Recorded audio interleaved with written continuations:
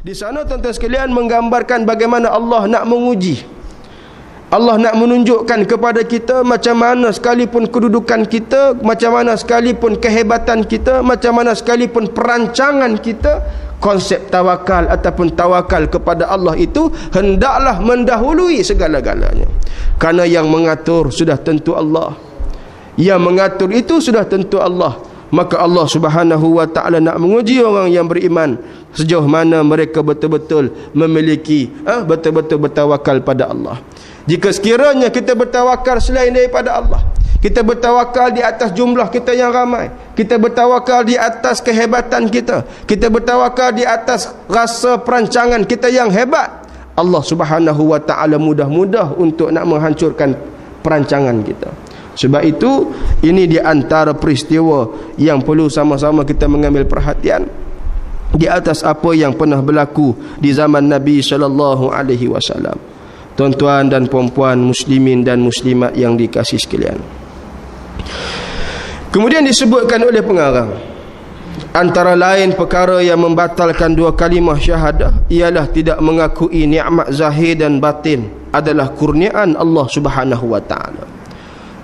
Disebutkan oleh pengarang, tidak mengakui nikmat zahir dan batin itu adalah kurniaan Allah.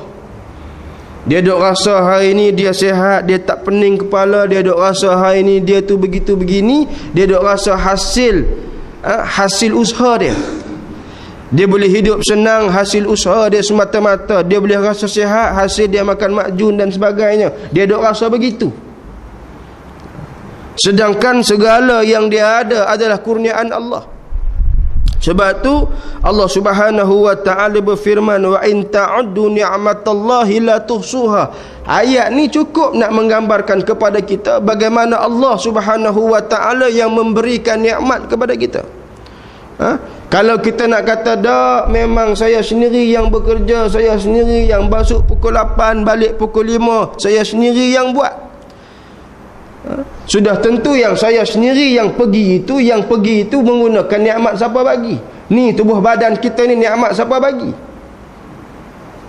Kalau kita nak cek atas nikmat tubuh badan ni pun tuan-tuan sekalian, kita tak reti dah, tak tercapai dah jumlah yang kita nak kotlah nak bayar balik kepada Allah nikmat yang Allah berikan kepada kita ni. Bukan nak atas tubuh badan, dalam banyak-banyak benih yang masuk dalam perut tu, bagaimana Allah pilih hak kita yang tercantum dengan benih ibu tu, yang boleh melahirkan kita, yang boleh mengandungkan kita selama 9 bulan tu. Nak fikir di situ pun kita tak mampu untuk membayar balik nikmat Allah Subhanahu wa ta'ala ni. Tetapi berapa ramai di kalangan umat manusia hari ini angkuh, takabur dan sombong di atas nikmat yang dia miliki hari ini, seolah-olah macam hak tu adalah sekumpul kepunyaan dia belaka. Allah Subhanahu wa ta'ala berfirman dalam surah Ar-Ra'd tentang bagaimana Allah menggambarkan nikmat-nikmat yang manusia ada hari ini, termasuklah tubuh badan manusia, termasuklah dengan harta yang manusia miliki. Kesemuanya itu adalah pusaka, semuanya adalah milik Allah Subhanahu wa ta'ala. Allah bagi pinjam ya. Allah beri pinjam ya tuan-tuan nikmat yang kita kecapi pada hari ini. Justru kita kena beriktikad, kita kena meyakini, kita kena mengimani nikmat zahir dan nikmat batin yang kita ada pada hari ini adalah kurniaan daripada Allah. Adalah melambangkan salah satu ketaatan kita kepada Allah, meyakini semuanya adalah kurniaan, hasil pemberian Allah. Tuan-tuan, Allah Subhanahu wa ta'ala telah merakamkan tentang bagaimana terdapat di kalangan golongan-golongan terdahulu yang mereka didatangkan tentang nikmat dunia ini dan mereka digelapkan mata oleh Allah Subhanahu wa ta'ala. Inna Qaruna kana min qaumi Musa fabagha alaihim wa atainahu minal kunuzi ma inna mafatihahu latanu bil usbati ulil quwwah إذ قال له قومه لا تفرح إن الله لا يحب الفرحين وابتغي فيما آتاك الله الدار الآخرة ولا تنسى نصيبك من الدنيا wa ahsin kama ahsanallahu ilaik wa la tabghil fasada fil ard innallaha la yuhibbul mufsidin. Wa qala innama utituhu ala ilmin indi awalam ya'lam anna allaha qad ahlaka min qablihi minal quruni man huwa ashaddu minhu quwwah wa aktsaru jam'a wa la yus'alu an zunubihimul mujrimun. Allah Subhanahu wa taala berfirman dalam surah Al-Qasas ayat 76 hingga ayat 78, sesungguhnya Qarun adalah termasuk di kalangan kaum Musa, tetapi dia berlaku aniaya terhadap mereka dan kami telah menganugerahkan kepadanya perbendaharaan harta yang kuncinya sungguh berat dipikul oleh sejumlah orang yang kuat. Ingatlah ketika kaumnya berkata kepadanya, janganlah kamu terlalu bangga. Sesungguhnya Allah tidak menyukai orang-orang yang terlalu membanggakan diri. Dan carilah pada apa yang telah dianugerahkan Allah kepada kamu kebahagiaan, yakni negeri akhirat. Dan janganlah kamu melupakan bahagian daripada kenikmatan dunia ini, dan berbuat baiklah kepada orang-orang lain sebagaimana Allah telah berbuat baik kepada kamu. Dan janganlah kamu membuat kerosakan di muka bumi, kerana sungguhnya Allah tidak menyukai orang yang membuat kerosakan. Qarun berkata, sesungguhnya aku hanya diberi harta itu kerana ilmu yang ada padaku. Dan apakah ia tidak mengetahui bahawasanya Allah telah membinasakan umat-umat sebelumnya yang lebih kuat daripadanya dan lebih banyak mengumpulkan harta, dan tidaklah perlu ditanya kepada orang-orang yang berdosa itu tentang dosa-dosa mereka. Allah menggambarkan tentang perihal Qarun, tuan-tuan sekalian.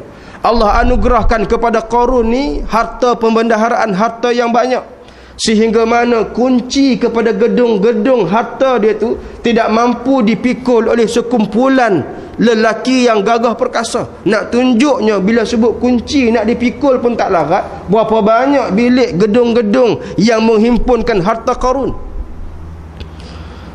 Lalu bagaimana orang yang beriman kata pada Qarun, jangan kau bangga diri sangat, jangan kau membanggakan diri kamu tu sangat, kerana apa yang kamu miliki hari ini adalah pemberian daripada Allah. Maka Qarun kata, dah, apa yang aku miliki hari ini adalah hasil ilmu yang aku ada. Nampak tak tuan-tuan sekalian? Maka Allah Subhanahu wa taala waktu turun ayat beritahu jangan kamu lupa, Allah Subhanahu wa taala pernah membinasakan umat-umat terdahulu yang mereka itu lebih kaya daripada Qarun, yang mereka itu lebih berpengaruh daripada Qarun, tetapi Allah menghancurkan mereka dengan sekelip mata sahaja. Justru tuan-tuan sekalian, ini yang digambarkan oleh Allah tentang golongan yang mengkufuri nikmat yang pemberian Allah.